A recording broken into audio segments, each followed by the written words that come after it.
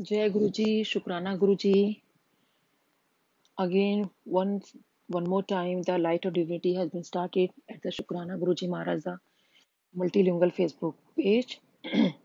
And I really thanks to Shukrana Guruji Maharaja, Suresh Vasan, and entire team for giving me this opportunity to read the Light of Divinity.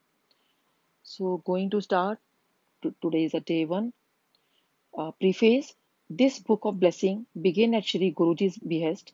Those whom he would ask to narrate or write down their satsang would offer them to him. He would then pass it on for his website and his book. In 2006, one did not know the reason for the exercise. Now it is apparent, despite a year of labor, the book could not be laid at his lotus feet. He had not meant it to be so. These are not just cherished and unique memories, these are experiences in and of faith. They are the first movements of love towards the divine. They embody of the ever living spirit. They are sacrosanct. May they bring his blessing into our lives wherever you read them. To beloved Guruji, dear Father, soul creator, please accept our humble offerings. अव्वल अल्लाह नूर उपाए कुदरत के सब बंदे एक नूर से सब उपजाए कौन भले कौन मंदे Shri Guru Simran. Our motherland has been blessed with the presence of Mahapurushas who have since millennia been the helmsmen of its destiny. It is to them, in their sheer power to invoke, nurture, and protect Dharma, that the country owes its survival. It is to them that we owe the sustenance of our faith and the nurturing of our unique, all embracing ethos. These immortal sons of God have been the teachers of this country since a past unknown to historians and only allegorically represented in myths. India, with its great brood of men and women, has sat patiently before the seat of the Mahapurushas and listened. And what is listened to has been given unceasingly to all lands, to all men.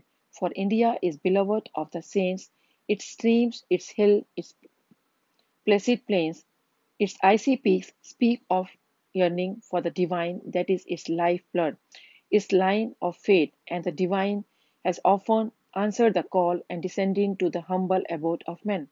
Within our era, Guruji was the embodiment of the divine.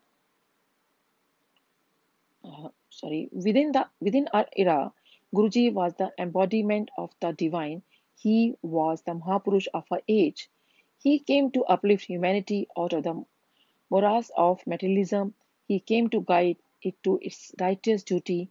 He came to lessen the sorrow of man, to show him his true image, to teach him the forgotten art of love and of sharing. He came to revive Dharma, to replant it in more conducive surroundings. He said that he was an evolution of divine light. He was not a body, a personality for him. These were so to say, the bodily dresses of existence.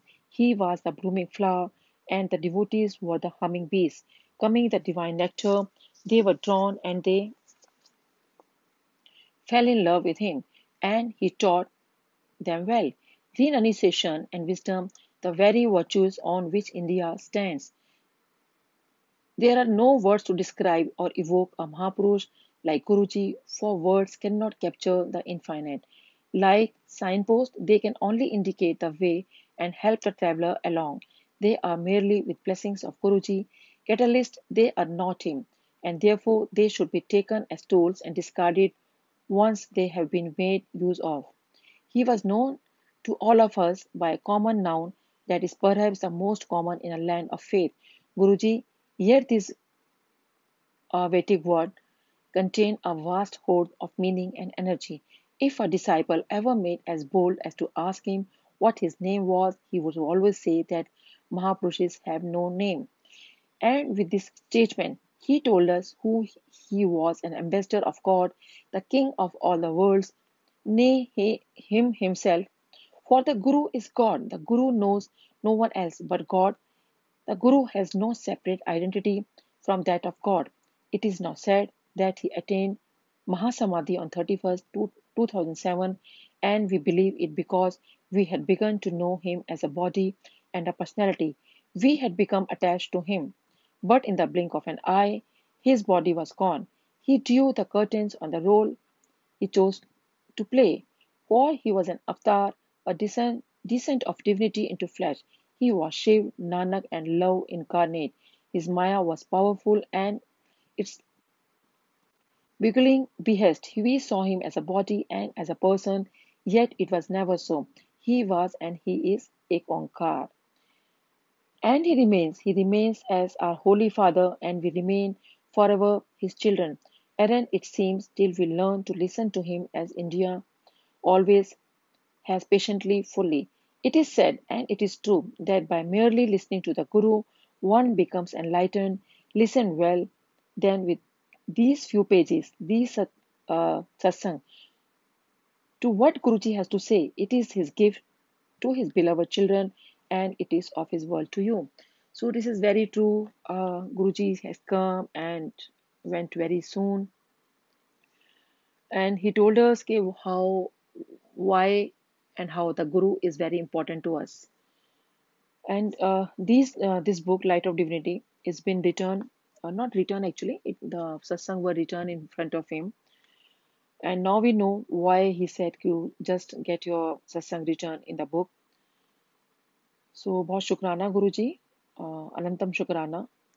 So with this, today I just can conclude the preface things. Jai Guruji, शुक्राना गुरुजी.